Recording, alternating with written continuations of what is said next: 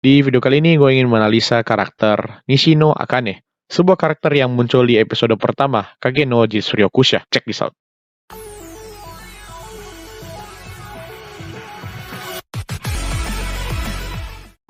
Akane adalah orang kaya dari keluarga Nishino yang mempunyai banyak aset yang salah satunya adalah sebuah universitas.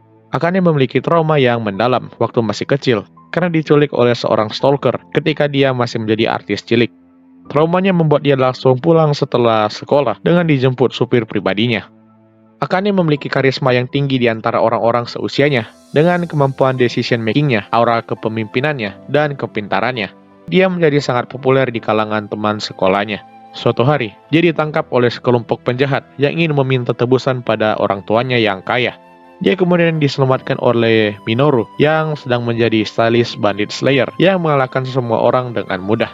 Dia mencurigai kalau orang itu adalah Minoru dan akhirnya diam-diam menaruh perasaannya pada Minoru. Namun dia terkejut dengan Minoru yang mati ditabrak oleh truk keesokan harinya.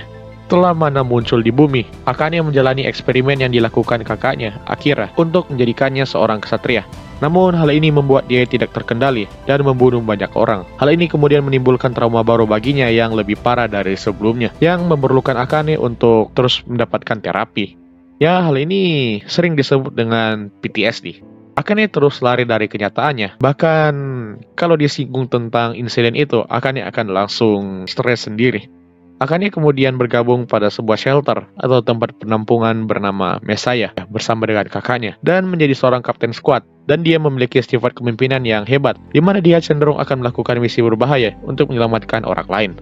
Dia sangat peduli dengan orang lain, bahkan sampai harus menantang perintah atasannya. Saat Minoru datang kembali sebagai Cheat bersama dengan Beta, Akane selalu melihat sosok Minoru saat melihat Cheat. Dia merasa bahwa Cheat dan Minoru adalah orang yang sama. Dan itu terbukti benar. Akane dapat berubah menjadi sangat kuat ketika disuntikan darah dari Mordred dan tidak dapat dikendalikan. Ini membuatnya menjadi sangat kuat untuk standar orang bumi. Dia kemudian dibawa ke Isekai oleh Beta untuk mempelajari teknologi bumi. Dia diserahkan kepada Eta untuk diteliti, dan untungnya Eta tidak dapat melakukan eksperimen yang aneh untuk membahayakan nyawa Akane. Kesimpulannya, Akane memiliki kemampuan sosial yang baik dan cocok untuk menjadi seorang pemimpin. Dia juga memiliki hati yang mau menolong orang lain yang berada dalam kesusahan yang biasanya dimiliki oleh protagonis dalam anime shonen.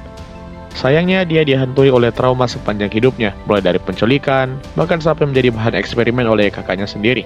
Bagaimana menurut kalian? Gue pribadi merasa Akane akan menjadi anggota Shadow Garden yang cukup penting di masa depan dengan menggunakan pengetahuannya dari bumi dan sifat kepemimpinannya. Gak bakal jadi kayak Seven Shades, tapi bisa jadi semacam komandan pasukan atau penasehat untuk Gamma dan Eta untuk mengembangkan bisnis dan teknologi di sana. Bagaimana menurut kalian? So, that's all for today. Hope you like it and see you next time.